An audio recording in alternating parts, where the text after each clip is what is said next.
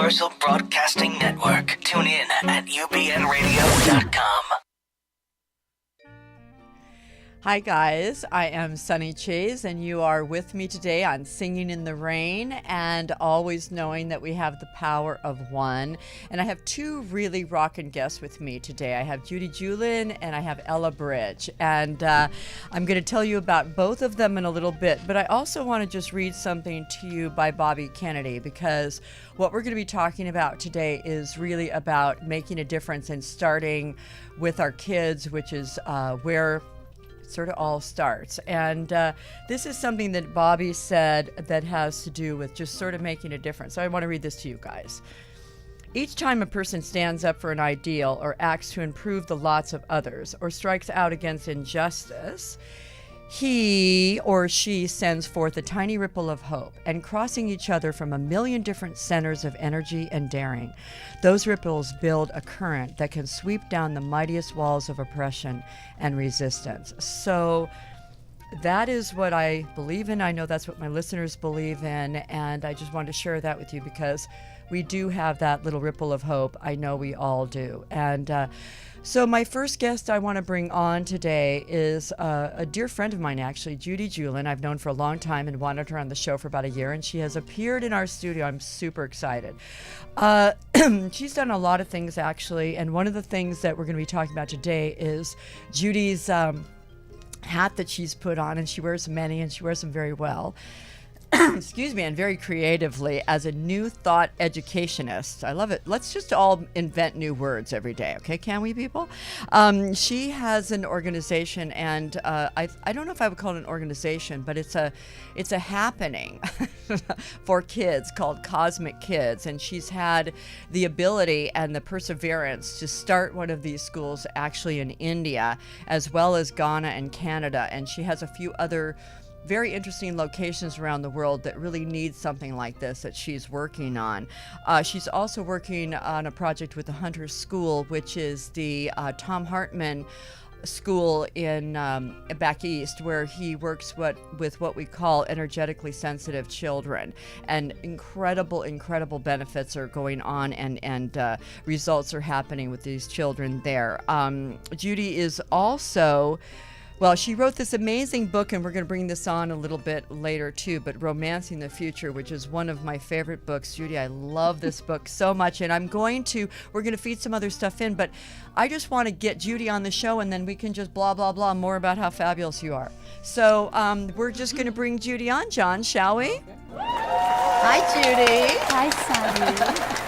You look fab, by the way. Thank you. Thank you so much. And guys, we're in our new studio, so it took us a little to get great. ourselves organized here, but we're now on our Letterman studio, so I'm very happy about this. I'm very happy to have you be my first guest in my new groovy studio. I love it. So Judy, let's talk. First of all, I want to thank you for having me. It's great to be here. Your energy and presence are always so welcoming and embracive, especially of new ideas and innovation and collaborative models, which is really what I'm all about right now. The title of New Thought Educationist is about bringing together innovations in education. And of course, you and I have talked many times about the need for something like that. Yes, we've talked so much about it, and we're going to be, I was just talking to somebody yesterday who was saying that their daughter needs to redo geometry and be in summer school because it just kind of didn't really, she couldn't get through it, and I was just thinking yet again of you and of other models around the world. I had Ricky Byers-Beckwith on a couple weeks ago, and she's talking about a model of schooling that she wants to bring forward, and which sounds really creative, and again, we're all working together to do this. And again, like we've talked about, the education system right now, as it is in America, a few problems. One, of course, we don't have the money we used to have, which is one of the biggest problems. The other, really, I think the biggest problem, and I don't know how you feel about this, but I hope I find out, is that it's just a completely antiquated system. It was designed 100 years ago for a very different environment, a very different society. I mean, we don't pick strawberries anymore. We don't need to have 10 weeks off it and during the summer. We don't have the kids kids have to be working on the farm so that they get out at 2 o'clock. It's just goofiness. And it's also kids, boys sitting at desks that are wood and uncomfy, and with the teacher in the front doing whatever, writing on a board. I mean, boys especially have to get in and use their hands and tap and drum and whatever. So so you're taking it to a phenomenal place. So I want to have you share a bit about your research and what you're just actually doing, because I love it so much. I want to go there. You can come. I want to. And the key word here is I'm not certainly doing it myself. It does, as Jean Houston, when she was working with Hillary Clinton, it takes a village. Yes, it takes it a does. village to do what we're doing. So that's why the collaborative model works so very, very well. And we don't yet have brick and mortar schools in Canada and Ghana, West Africa, but we're moving towards that with the presence of open-mindedness and pure potential. So it's really, when you think about the educational system today, Sonny, you think about exactly everything that you've said. I don't really like to throw the baby out with the bathwater. I like to keep the best of what's working, and because we don't really, at least for myself, I don't like to say, oh, it's not working, so let's just do something better and let's change. I am a change agent, and I am an evocateur of what's possible. But I also like to really understand what went before, take the best of the best, and bring in innovations. Of course, the kids today that are coming in, research has shown us that they're simply wired differently.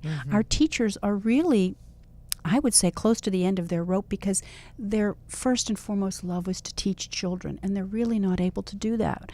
They're teaching to the test most of the time, and children, at least the ones that I've been, both the sensitive population, the dynamic and the energetic and emotionally dynamic children, these children are inviting us to embrace a new perspective of what they need. So it can't really be cookie cutter education anymore. It needs to be very, very organic, evolving, and for each child's unique essence and nature.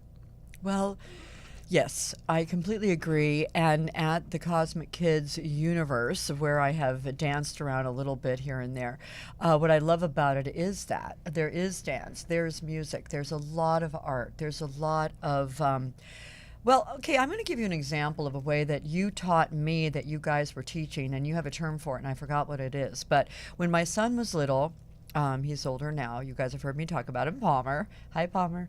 When he was little, he was brilliant. But I could say a math sentence problem to him.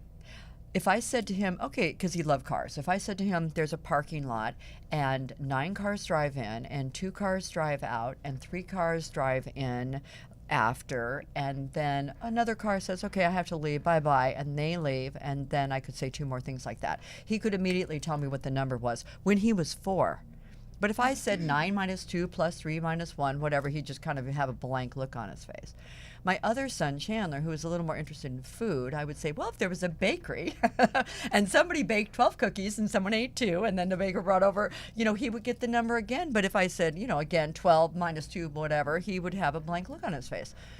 So when you and I first met, we talked about that, and I thought, that is what I did with them. I mean, we played with Cheerios, we played with water, we played with all these organic, fun, just all kinds of things instead of just a pencil and a piece of paper. You absolutely hit the proverbial nail on the head, because really these kids deserve, as we all do as evolving humans, specialized, experiential, hands-on learning. I also like to involve these days nature-based, compassion-based, and mindfulness in the mix. Like it. I like it. Well, and again, it's just way more fun. And we all learn things much more when it's way more fun. So what you're saying is that you bring all of this in, and then you also, there's a place to actually teach children how to be making a difference somehow, at least in their community, perhaps, where they're working together? Yes, absolutely. Okay. We've recently formed a New Thought Education Consortium, and this is a professional organization of what I consider to be and it's evolving and emerging, the best of the best within the field of educational innovation. And these people are bringing together every aspect of new ways of being in the world, whether it's from technology, nature-based, energy-based, sound, color, spiritual-based, and they come together not only to enlighten the children, to find out what the children's interests are, and to build a curriculum around that. Dig it.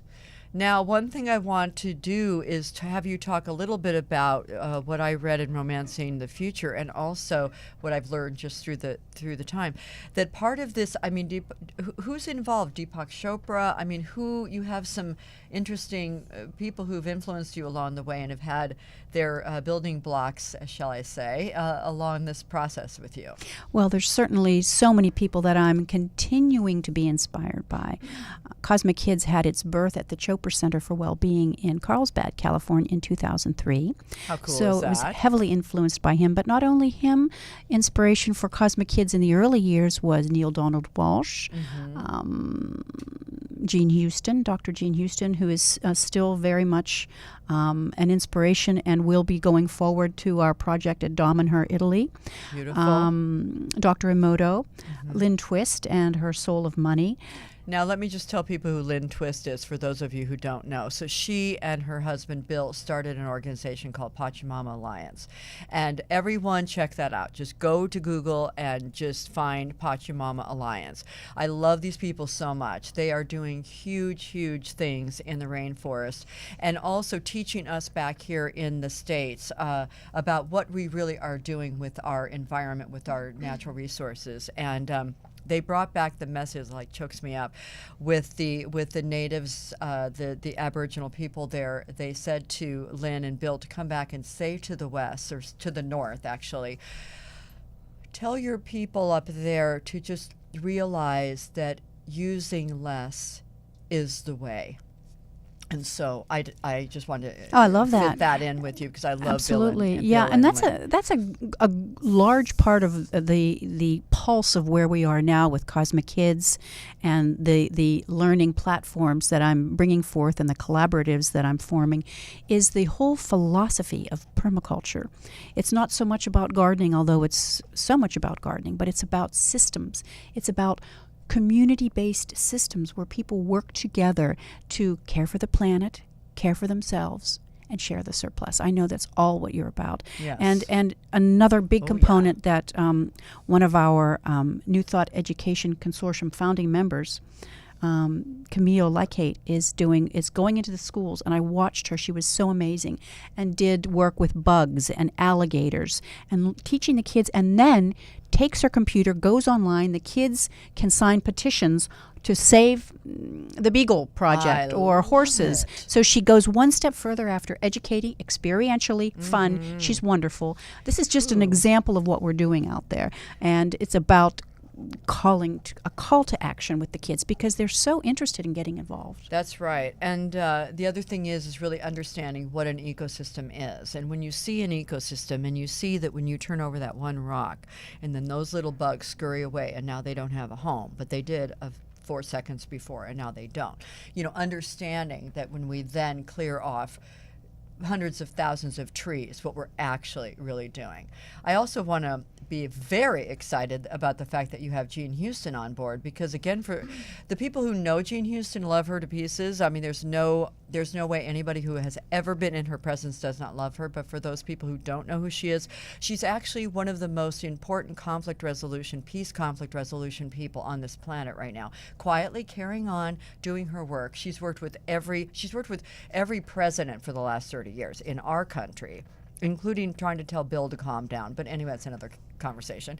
And many other world leaders around the world, going to Africa, finding out peaceful conflict resolution ways to do this, through Margaret Mead, who was she was Little Jeannie to Margaret Mead.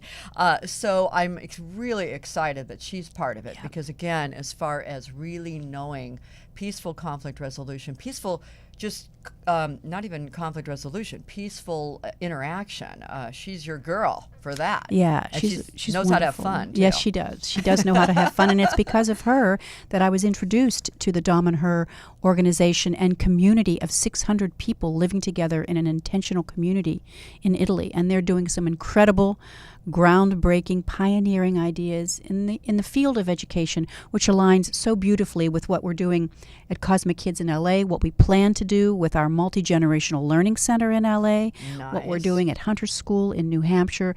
So we're sharing best practices internationally as to how we can bring the best of New Thought education to the children that are absolutely ready for it, and I believe to a culture that is open to it. Well, I feel in some ways, and again, thank you for pointing out about that we don't want to just end what's up and have something completely new. It is true. There are definitely aspects of the educational system we have in the States that does work. I really appreciate you kind of calling me on that, because it is true. And then being able to, especially to sort of bridge what's up, to be able to move to that. I mean, there are other systems like Waldorf and some other systems that are very alternative to what we have in the States as a traditional way. Of course, we have many private schools who are playing around with all kinds of concepts. Some are working, some are not. But again, being able to kind of break some walls down, to kind of myth bust a little bit, educationally myth bust, and see what we can see what can work. And again, it is a new day. We as parents are a bit evolved, I hope. I mean, like that. So and definitely the kids are. Yeah, they're certainly ready, and we can see it with the rise in psychotropic and pharmaceutical drugs being used, depression, suicides, bullying, school shootings. The kids are really saying there's got to be a better way, and we really are demanding it, because the kids these days, they're system busters. Yes. And many will talk about the indigo kids out there, the children that are here to help us to our next evolution of humanity. And one of those key pieces, I believe, is education. Well, yes, because I think that let's tell the truth about what education is. From the time a child is 5 or 6, they spend a lot of time there. So it's not just education. We're learning how to read, write, and do arithmetic. It's community. It is connection. It is self-esteem. It is esteem with other people. It is adults dealing with kids. It's kids dealing with kids they don't really like, or feeling connected or disconnected. And so it's education. Yes, we're learning what we're learning in order to, at some point, perhaps get a job or whatever, but it's also just the life of a child. Absolutely, and what they're yes. doing and how they feel about themselves and how they feel in their community, because their kindergarten or whatever is their world, pretty much.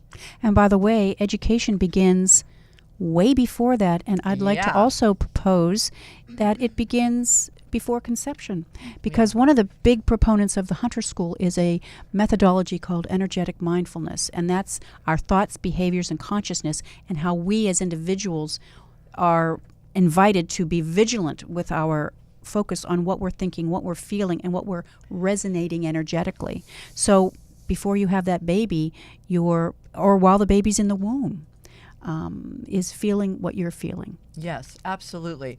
So, Judy, we are going to bring on a mom here who Great. has, I'm a mom of an 18-year-old and a 24-year-old, and we're going to bring a mom on here who is also making a difference in her own life with an amazing clothing line called One Cloth, which is organic. It's really gorgeous. It's really cool, and we're going to bring some pictures up. John will do that in a little bit, because thanks, John. I didn't tell you this before, but we're going to do that. And we're going to bring up Ella Bridge, because she has a 5-year-old.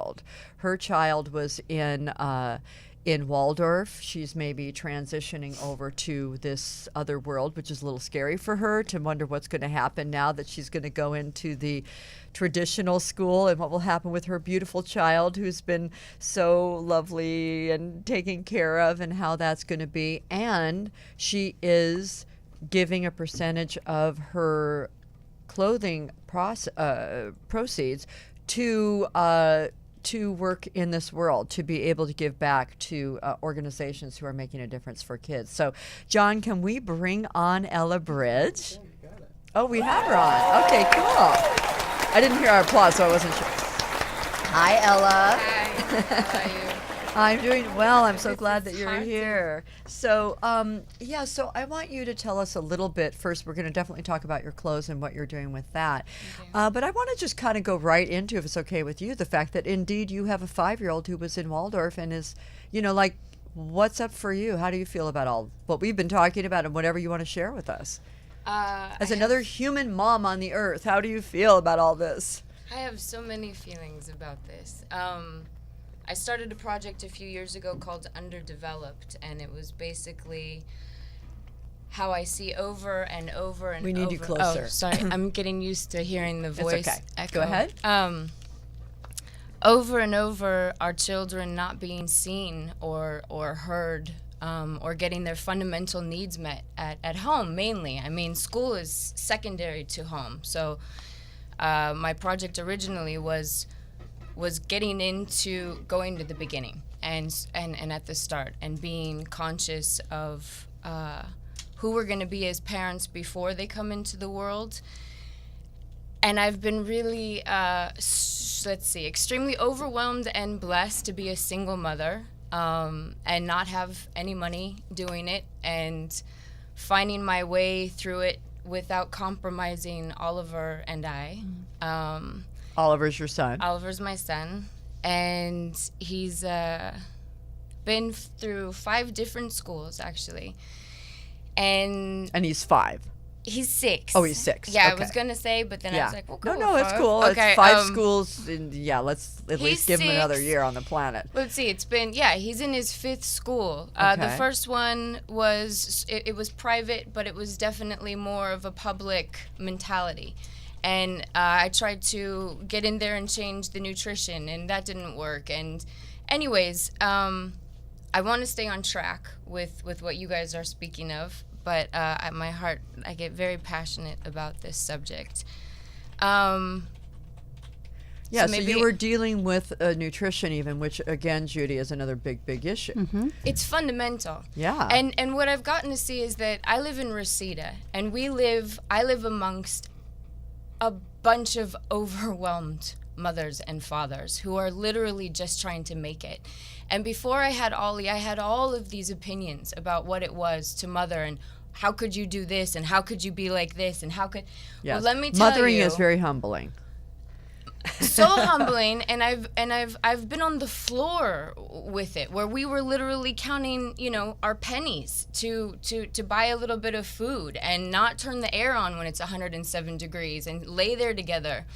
And all I knew is I wasn't going to compromise myself as an artist, and I wasn't going to compromise this little person. I was going to give him everything that I possibly could.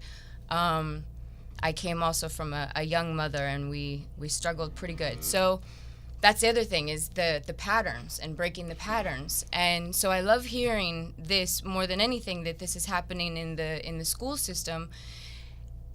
And I want to speak out, like you said, even before school, where it's in the homes and people are getting educated about what it is to actually have a child, what the freaking frack that means. Mm-hmm. You have to have a license to drive, and anybody can have these babies. Anyways, so I get a little bit off. That's okay. But anyway, so I mean, there's so many elements to it, and it is very emotional, and it is very humbling. And I know that I was fairly judgmental before I had kids myself, and then when I had kids, a lot of that went out the window, which is again something that I even love about this show, is myth busting anything and everything we can. Because actually, I was reading something the other day from Elizabeth Warren about the whole bank busting, and what I actually thought was happening was really different than what the truth was. And I was sort of being judgmental with, well, these people were asking for things they should never have had. And then after reading 350 pages, and she was the watchdog of the whole thing, realizing that yet again a truth that I need to hold lightly in my hand, because she myth busted something for me. So that's kind of what we go through a lot with with even anything with our kids, you know, and Hopefully. our kids and our communal kids, you know, because Judy, you don't actually have physical kids yourself, and yet you are, there's no yet even in there. Well, there's no never yet. know. There is, right. There's, yeah, right, that you know about. But you're an amazing human with kids. Well, you're just a big kid is the whole truth about that. Absolutely. My You're just a sister big said the other day, she kid. said, Judy, you've never had children. You have no educational background with kids or child development. You've never babysat. What the heck are you continuing to do this since the early 80s? And I said, this project has found me, and it's the very blood in my veins. And I'm a great connector and a collaborator, so Yes. and a marketer and a promoter. Yes, And I yes. love the public platform. So I'm the perfect person. Someone else said to me, and actually I wrote about this in my book, they said, Central Casting could not have come up with the better person to do what you're doing, because my business title is Caretaker of Wonder. So that kind of That's beautiful. brings in what it is, and that's what I bring to business, and a business model. So I'm not just proposing a new educational paradigm, I'm also proposing, in alignment with that, a new business paradigm. It's all the same thing. Right, exactly, because that is what we're dealing with. I mean, we do live in the physical world with dollars and cents and brick and mortar and all of that. So navigating through it is important to have the reality check about what we can actually do. you know? Especially these people that are coming out with educational innovations. They want businesses. So I'm also there to help them to have a sustainable business model that thrives. It's also built on collaboration and built on kindness and fairness and compassion in the workplace. Because it goes back to energetic mindfulness, being aware of your thoughts. Well, and it also goes to having people do our own gifts. In other words, it's such a great Cosmikids is so awesome, because I mean, people can come in, and if they're a really good musician, or if they're a really good artist, or they're really great with acting or growing plants or whatever it is, and people can really come in with their brilliance. Or someone like Jean Houston, who is rocking as far as setting up systems where people can win, where everyone wins. And that is possible, people. It is possible. I know sometimes we get politically like, it cannot be, but it actually can be. There Yeah. are places it does happen. And don't forget about Michael Bernard Beckwith from Yes. Agape Live is featured on our Cosmikids TV show. So Nice. he's also a big, big part, as is Dr. Leon Campbell Jr. from Agape Youth and Family, who you had on before. Yes. And not only does he have a great voice, singing voice, I don't know what. So he's part of the team at this He's part point. of the New Thought Education Consortium. He's featured Beautiful. on the Cosmikids TV show. He'll be Excellent. involved in whatever we're doing with the World of Wonder Learning Center, the Multi-Generational Learning Center in LA. Yes, you don't have to raise your hand, just speak. Okay. I just the question that keeps arising, and that's I guess why I brought up the stress and overwhelm, is that there's such a huge percentage of people that are not getting reached with this consciousness and this new way of Well, of it's very, very, living. very, very small. It's It's not. small. I mean, yeah. Yeah, so I want to know, I mean, that's where I get really impacted, like, is how do I reach those people and start educating I don't know, and I'm just, but those are the people I feel like that really need to know about this stuff, and that there's an alternate way of existing. I mean, one's choices are to that of their consciousness. Well, at this point, also what it is it is slow in changing. Like you're saying, you're asking two questions, I think. How can people get at what Judy's talking about? Mm-hmm. And also, how can we spread the word to people who are overwhelmed that there is another way? Yeah. So it's sort of like the electric car situation. You know, people want to drive an electric car, but the infrastructure with the charging systems are, it ends up being a bit of a catch-22 or a bit of a chicken and the egg thing. So it's the same situation, right?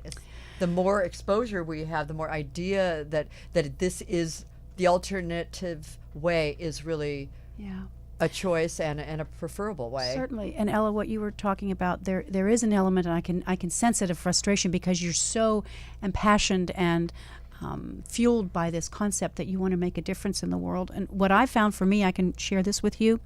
I was just speaking at a guest lecture at Agape the other evening, and it was about the technology of meditation. And what I said was, I tend to my garden. That's the best thing I can do for people, to become the very, very best that I can be and live the principles that I'm proposing for education and new thought ways of being. And then once I'm centered and clear, whatever comes up in my consciousness, maybe it's to start a nonprofit through my clothing line. Whatever comes up then is exactly the best way for you to spend your time. So then you don't have to do everything. Do everything that you love. And of course your son will inspire you and be there with you to give you insights just being with him. This is something that I actually want to share with you guys too. A couple of these things are from this book, which I absolutely love. It's called The Hope by Andrew Harvey, and everyone get this book and read it. I just love it so much. There are just 100,000 elements in this that are phenomenal. Excuse me. This is basically a prayer from a Tibetan monk that he was working with, and I actually want to read. Let's see, not that one, but there's another one that I really want to read at this point, because there's the answer to what we really, like you're saying, Judy, the knowing that we, that we're not alone. And yet also the idea that, take a deep breath and know that it's going to be okay. So I'm just going to read this one thing. I love this.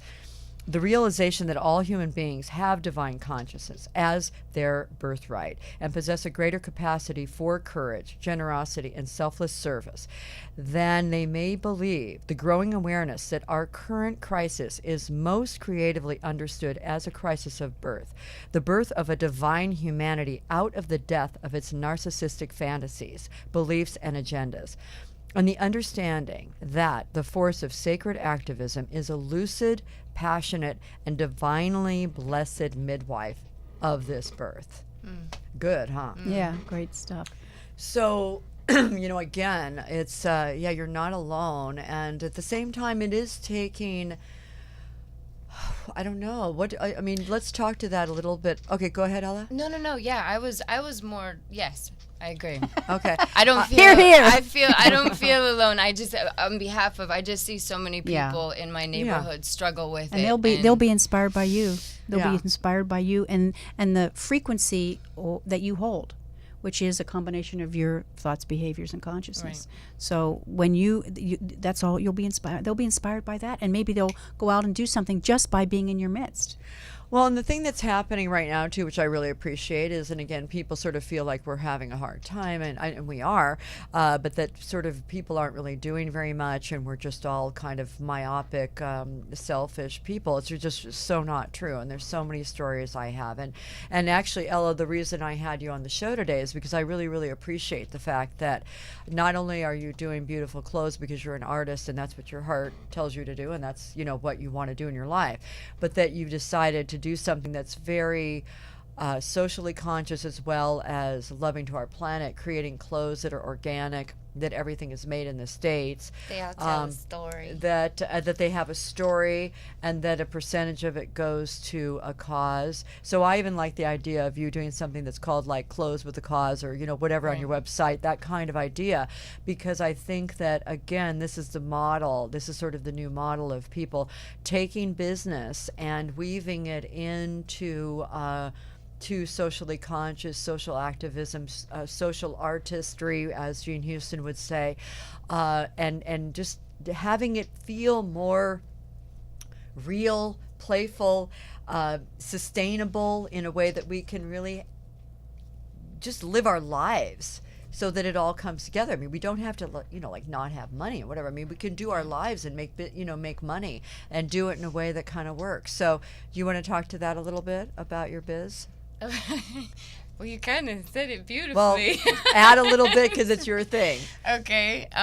Yes, you said it. It is sustainable. It's art to wear, so we source. Beautiful. This is a patch of a child that I know. John will bring up pictures. Oh, sorry. Okay. And it's about reinventing ourselves. We're American-based because I feel like our country, our children are actually quite neglected. I love that we go outside of the country to help, but I see so many kids just suffering here. So I want to stay here and hear from people in our country with their incredible stories and see what they have to share. So we share their poetry and their art on our shirts. And then certain amount of percentage, we're not yet, okay, goes to council in schools.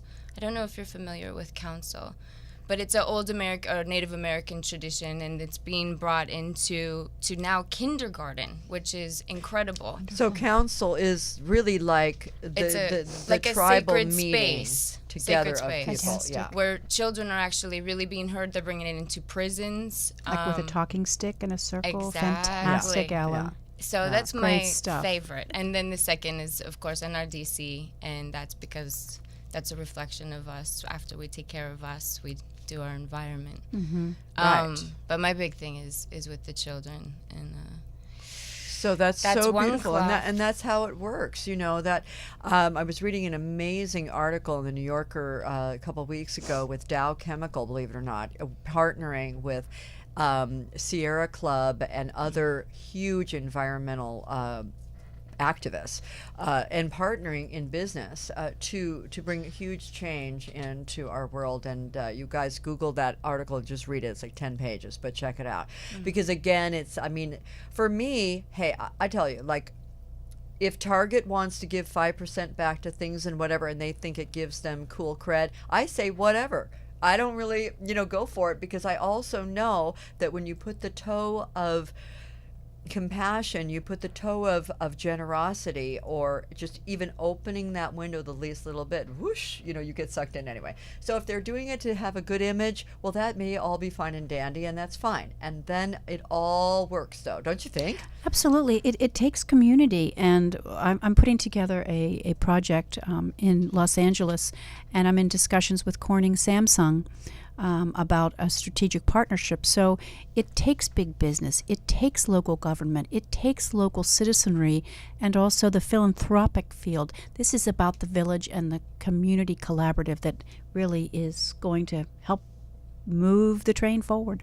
Well, and we've been talking lately a lot about politics here in LA. Marianne Williamson, as some people know, ran for Congress, and she brought a lot to the table. She didn't get through the primary, but the two people who did, it'll be an interesting race, and we'll see what happens, and both are good people, and we'll just hope the best for them, because that's what we really need to do, and support and give our love to them. At the same time, Marianne did bring up a lot of points, and other people did too, Wendy Gruhl and others, explaining about the importance of childhood education at a young age, pre-care or preschool for children, what difference that makes. Having a focus on our children and knowing what is happening, and just kind of the stats just all over the place about who's hungry, who's not. Again, like you were saying, Ella, in our backyard, down the street, across the street, as we, or as we hop in the car at Trader Joe's, the people who are right next to us. I mean, it is all around us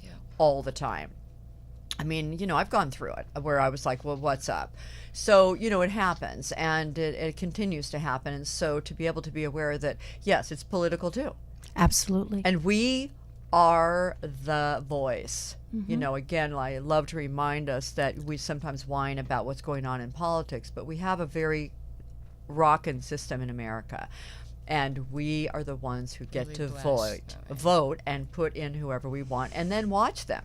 Yeah. Be watchdogs. They work Absolutely. for us, guys. They work for us. We do not work for them. They work for us. So we pay their bills. We pay their, rent or mortgage, whatever it happens to be. Mostly mortgage, I'm sure. But anyway. And by the way, the children have a voice today, and they're showing it with Absolutely. sometimes negative behavior, but it's bringing it to our attention. And if that's what it takes, let's listen to them. please. I have students that with me at different times from all over the world, and they are absolutely scared to pieces about the fact that even in this last 3 years, it has gone from a school shooting, it's an absolute anomaly, to at this point it's almost once a week.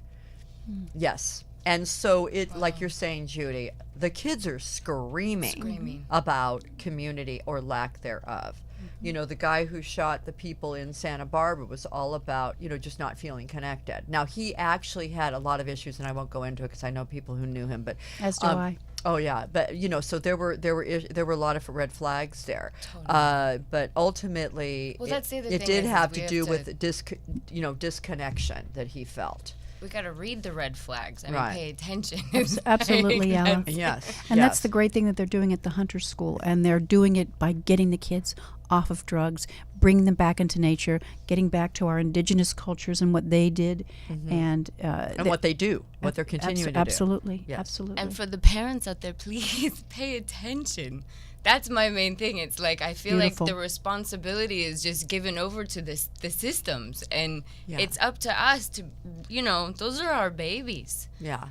Well, it's difficult because there are a lot of times where people, we've sort of been talked into a couple things.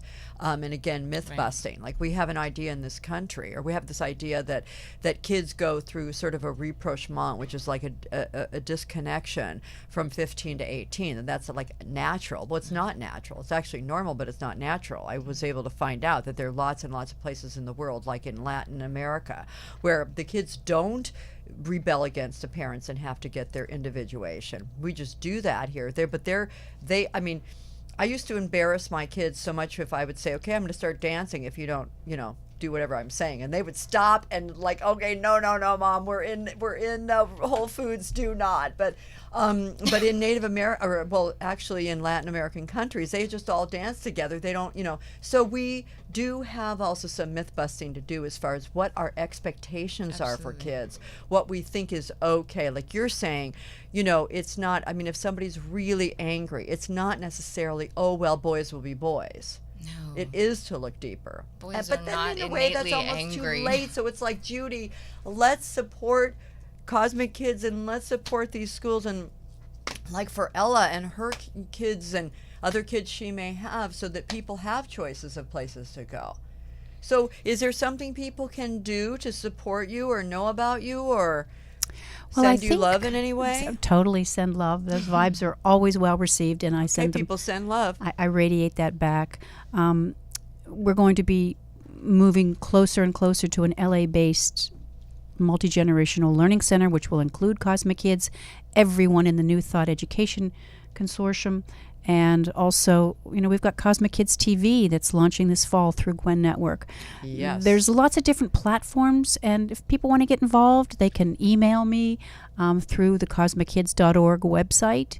And it's I think we have it up, but I'm just going to also say it really fast. COSMIKIDS.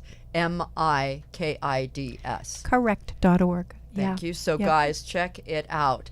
And just know that there's a difference. Just know that we have choices. And so, Ella, you can sleep well tonight to know that you will have choices. And we'll invite you to come and play, right, Judy? Well, I'd like to know where I can get her clothes. And that's the next. She's got a beautiful shirt on. Thank you so much for doing my job. But I love the community here. So Totally. Yes, indeed. So how do we get at you? It's oneclothdesigns.com. Cool. May I just say that we're finishing the website, so it's not perfect. Don't worry about it. By the time people hear this, it'll be fine. So great. Okay, Yes. so the clothes are on there, and you can order them through there, and it's pretty self-explanatory once you go on. Yep, and it's all there, and you're continuing to do new designs and all that kind of stuff. And there'll be other things going on, so you'll have events, and you'll be part of other things. Absolutely. And that's the other thing that we're going to play and see how we can just all play together. And that's why it's so fun to have both of you guys here today, because you support each other in the consciousness, in the desire, vision. And again, you on one spectrum of the education system, and me on the other one, and I just look at you and say, yes, I understand. And for my kids, I told my kids, by the way, about Cosmikids, and they were like, oh, I wish they had that when I was younger. Seriously, they're like big guys, 6'5". I was so surprised at their reaction, but they were really all dreamy about it. I thought, whoa. Yeah, there's something like about the child in all of us. One of the things that I'm really proud of is our methodology that we're incorporating in our locations, our Cosmikids locations, and I'm bringing it out to other schools that I'm working with. And we've taken a good deal of time to research the best of the best with Waldorf, Montessori, Tewa Riki, Ken Wilber's Integral Thought, democratic education. We've taken a lot of time and actually met with these people who were leaders in these fields, and we've gleaned the best of the best from all of that and spun it into a resonant learning approach, which really is about no more cookie cutter, specialized, experiential. Who are you, and how can I offer you a safe and sacred environment to embrace your special purpose in life? Amen. Now on the cosmic, poor Ella's like, can No, you it just just makes me bottle sick. that and just, So now people can actually go to the website too and read all about. Yeah, kind there's a the bunch of concepts websites. I and think stuff. Cosmikids, the website that's up now, really was for our locations that we had in Hollywood, in California, and Tarzana, which is near where you live, Ella. Right now, those locations are folded into the television show, so we're reaching more people virtually. Cool. But of course, there's a location in Mumbai, India, and there'll be one coming in Toronto. So the thing is, you can live the Cosmikids philosophy in your everyday life as a parent, a single parent, a business owner.